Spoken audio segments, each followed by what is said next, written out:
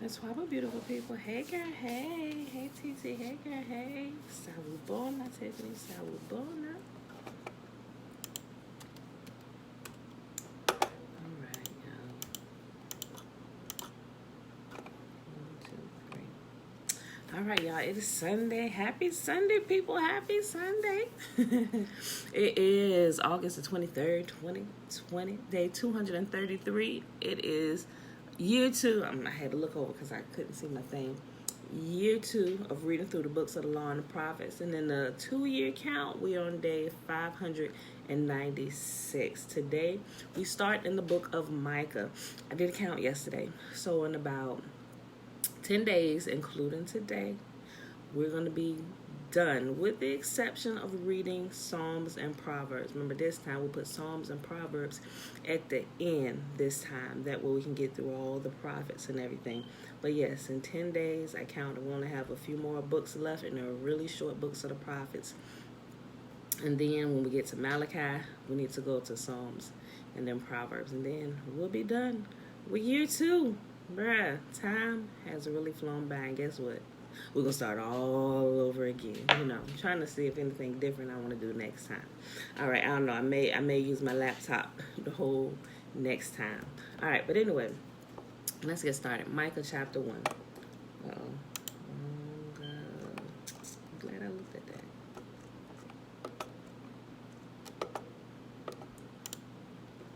Okay. Micah chapter 1.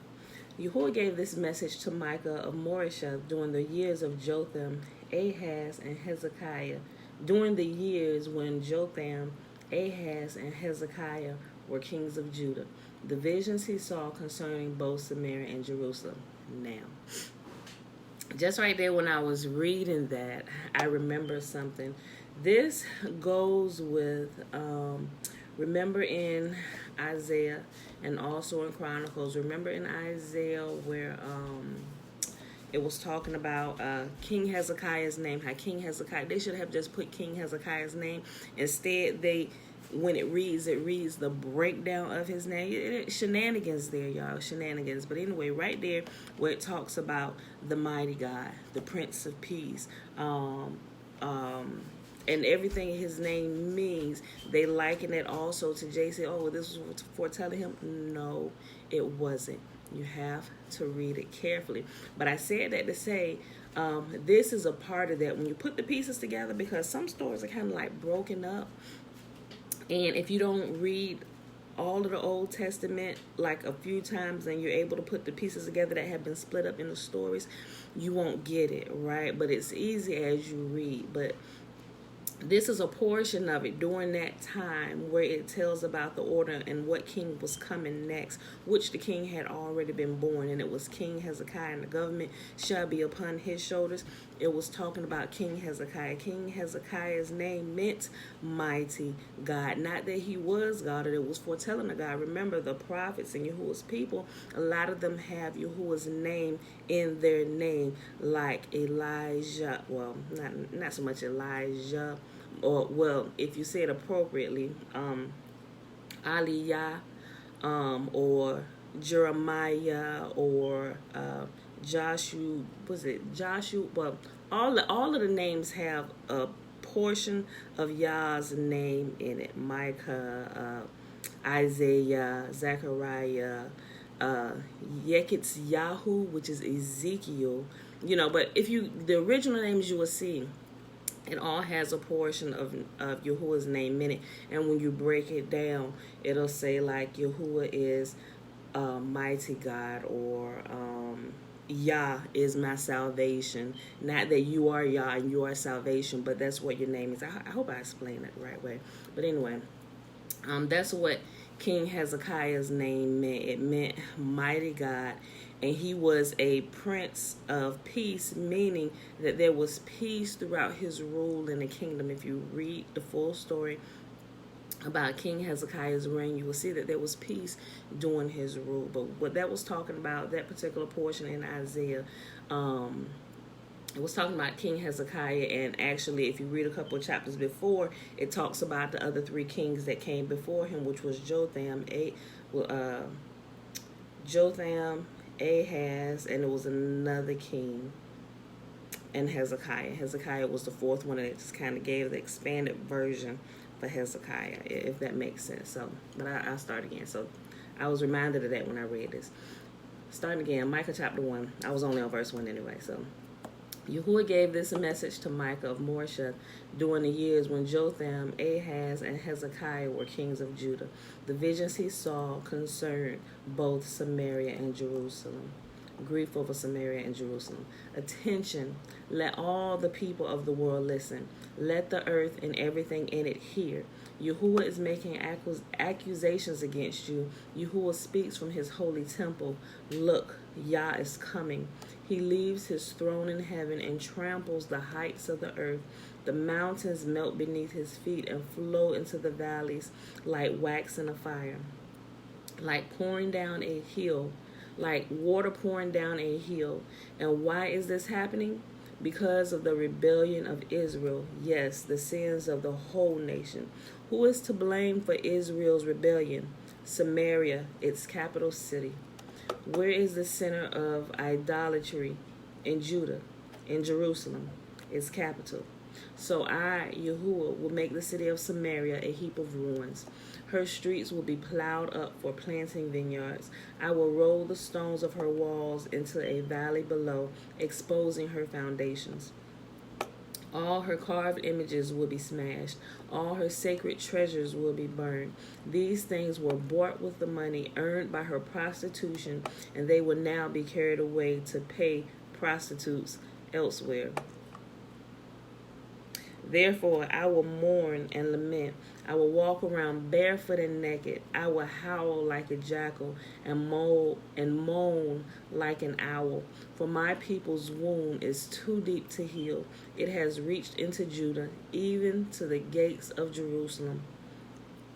Don't tell our enemies in Gath, don't weep at all. Your people in Beth Lephra,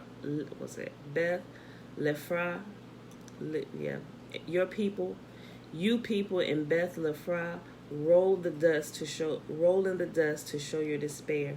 You people in Shaphir, go as captives into exile, naked and ashamed. The people in Zayan, dare not come outside their walls. The people of Beth Ezel mourn, for their house has no support. The people of Meroth anxiously await for relief, but only bitterness awaits them as Yahuwah's judgment reaches even to the gates of Jerusalem. Harness your chariot horses and flee, you people of Lachish. You were the first city in Judah to follow Israel into her rebellion, and you led Jerusalem into sin. Send farewell gifts to Moresheth Gath. There is no hope of saving it. The town of Akzib has deceived the kings of Israel. The people of Mareshah, I will bring a conqueror to capture your town, and the leaders of Israel, all will go to Adullam. O people of Judah, shave your heads in sorrow, for the children you love will be snatched away. Make yourselves as bald as a vulture, for your little ones will be exiled to distant lands. So I read something. I came across something. I came across it before, but I just thought about it again when I read that when the first 20 slaves arrived here in Point Comfort, Virginia, they were teenagers. They weren't full-grown men. They were youngins. And it says, your children shall be exiled to a land far away, to foreign nations. they were young men, like 15, 16, and 17, 13, like I think between like 13 and 17, if I remember correctly. I was watching that yesterday. Okay, Micah chapter 2. What sorrow awaits you who lie awake at night, thinking up evil plans? You rise at dawn and hurry to carry them out, simply because you have the power to do so. When you want a piece of land, you find a way to seize it. When you want someone's house, you take it by fraud and violence.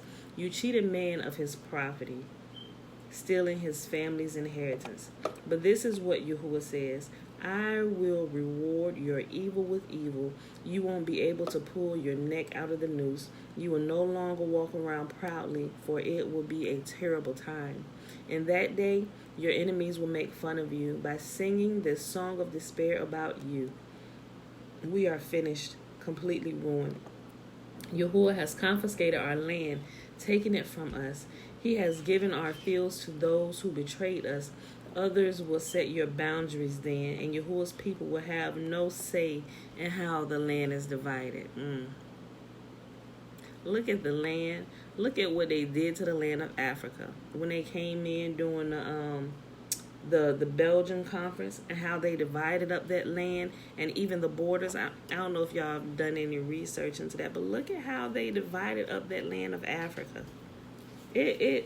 We won't get into that right now. Verse 6. True and false prophets. Don't say such things, the people respond. Don't prophesy like that. Such disasters will never come our way. Should you talk that way, O family of Israel? Will Yahuwah's spirit have patience with such behavior? If you would do what is right, you would find my words comforting. Yet this very hour, my people rise against me like an enemy. You steal the shirts right off their backs. Hold on. You steal the shirts right off the backs of those who trusted you, making them, hold on. Wait a minute, Bella. Making them as ragged as men returning from battle. Okay, right here. 3, 8. 8. No. 8. 0. 4. Okay. You got it. Okay, go lay down. Go ahead. I'll be up there in a second. Go prop your leg up. Okay, I'm sorry. Let me go back and read that verse again. Verse 8. Yet this very hour, my people rise against me like an enemy. You steal the shirts right off the backs of those who trusted you, making them as ragged as men returning from battle. You have evicted women from their pleasant homes and forever stripped their children of all that Yahuwah would give them. Up, be gone. This is no longer your land and home, for you have filled it with sin and have completely ruined it. Suppose a prophet full of lies would say to you, I'll preach to you the joys of wine and alcohol. That's just the kind of prophet you would like. That's just the kind of prophet that our people like. Yahuwah said, oh, the prophets preach lies and smooth words to my people, yet my people love it to be so. He talking about us. He talking about thick-headed, hard-headed Israel. The whole of us together, the northern kingdom and the southern kingdom, all of us. He said, my people love it to be so. And this is why we got kicked out. Up, be gone. This is no longer your land and home, for you have filled it with sin and ruined it completely. Suppose a prophet full of lies would say to you, I'll preach to you the joys of wine and alcohol. That's just the kind of prophet you would like. Someday, O Israel, I will gather you. I will gather the remnant who are left. I will bring you together again like sheep in a pen, like a flock in its pasture. Yes, your land will again be filled with noisy crowds. Your leader will break out and lead you out of exile through the gates of the enemy cities back to your own land. Your king will lead you. Yahuwah himself will guide you. Listen. And I think that there's going to be a leader from various places, meaning there's going to be like various leaders. Remember, we're scattered to the 4 corners of the earth, and there's already some leaders who have led different groups of our people back. Listen. Someday, O Israel, I will gather you. I will gather the remnant who are left. I would remember what remnant is. It's a portion. Remember we talked about the cluster of grapes. Not out of the whole grapevine, but just the cluster. Remember we talked about the cornbread, the equeba, the best portion that's right in the middle, the remnant, the best part, not what's left. It's the best part, the equeba, right? Someday, O Israel, I will gather you. I will gather the remnant who are left. I will bring you together again like sheep in a pen, like a flock in its pasture. Yes, your land will again be filled with noisy crowds. And then say we're going to go to heaven, go back home to our homeland here on earth while we're still alive, right? Yes, your land again will be filled with noisy crowds. Your leader will break out and lead you out of exile, meaning our leader will come from amongst us where we are at. Matter of fact, it tells us that in another place. It says your nobles will arise from you. Those who are living during that time, a leader will come out of the current living generation. Your leader will break out and lead you out of exile, out through the gates of the enemy cities, back to your own land. Your king will lead you, and Yahuwah himself will guide you. Last chapter for the day, y'all. Micah chapter 3. Judgment against Israel's leaders. I said, listen, you leaders of Israel. You are supposed to know right from wrong, but you are the very ones who hate good and love evil. You skin my people alive and tear the flesh from their bones. Yet you eat my people's flesh. Yes, you eat my people's flesh. Strip off their skin and break their bones. You chop them up like meat for the cooking pot.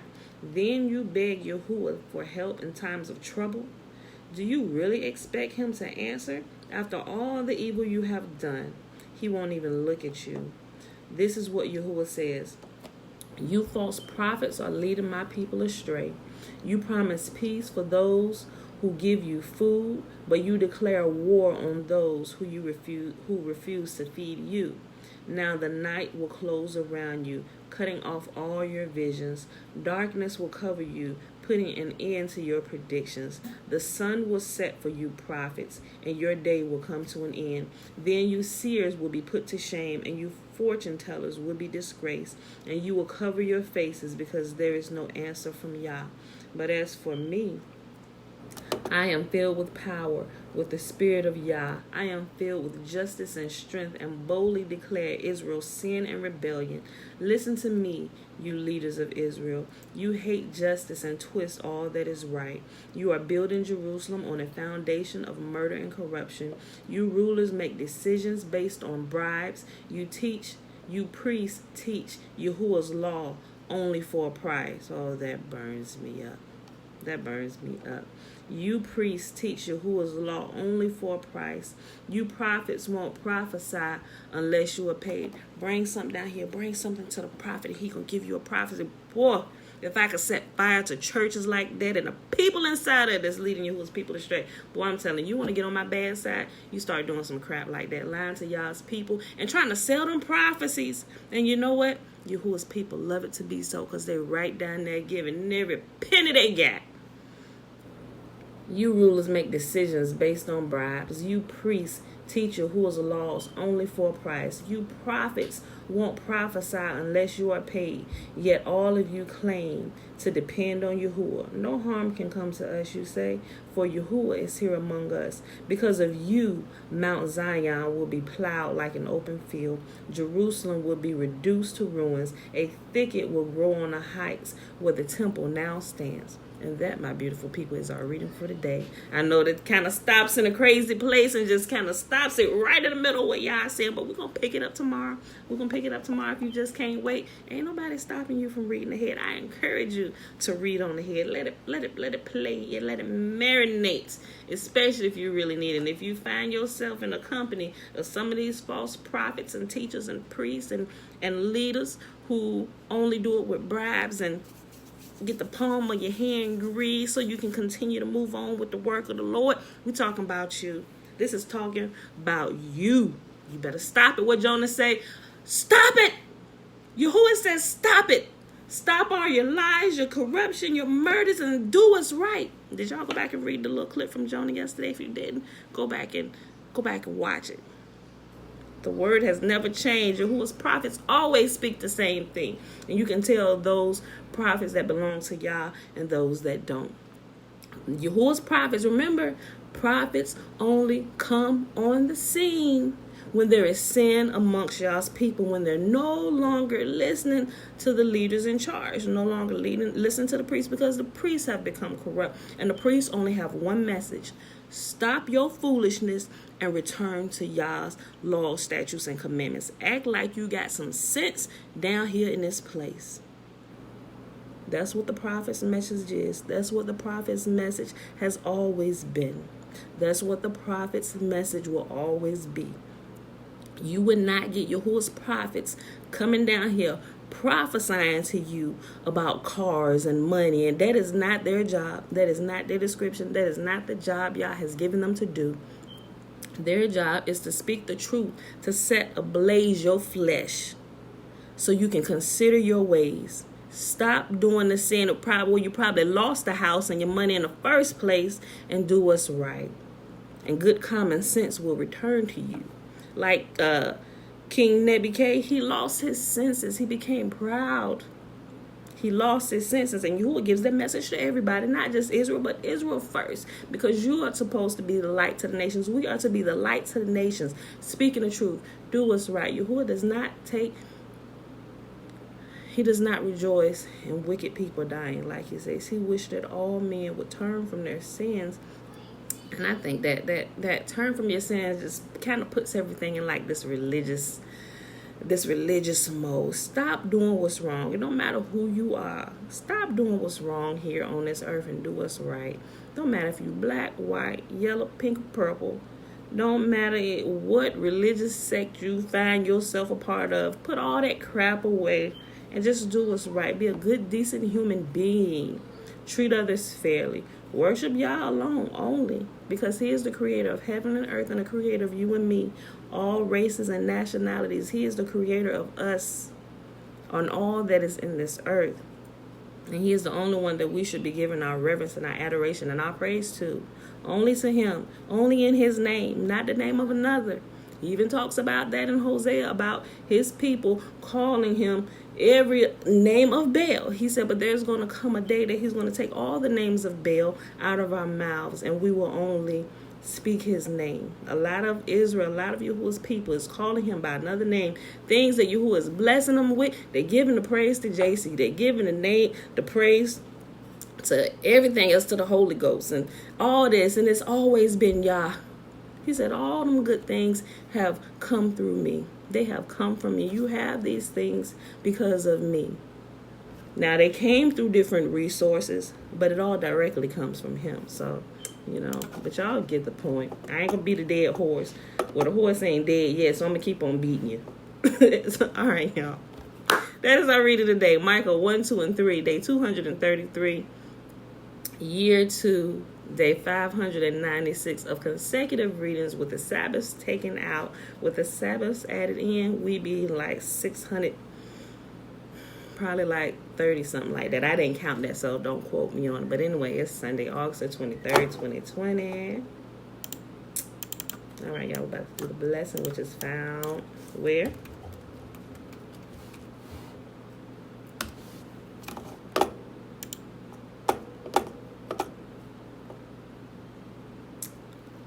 Where is it found? I know y'all just typing, so y'all still waking up this Sunday. But it's found in Numbers chapter 6, verses 22 through 27. And Yahuwah spake unto Moses, saying, speak unto Aaron and unto his sons, saying, on this wise ye shall bless the children of Israel, saying unto them, may Yahuwah bless us and keep us. May Yahuwah make his face to shine upon us and be gracious unto us. May Yahuwah lift up his countenance upon us and give us his peace. And they shall put my name, whose name? Yahuwah's name, upon the children of Israel, and I will bless them. Thank you. Hey, y'all got it. Okay. Numbers chapter 6, verses 22 through 27. I like the teamwork y'all got going on there, TT and Tiffany. All right. All right, y'all. I love you. See you bright and early in the morning. Remember, during the week, 7:15. Weekends, 7:30 Eastern Standard Time. Peace.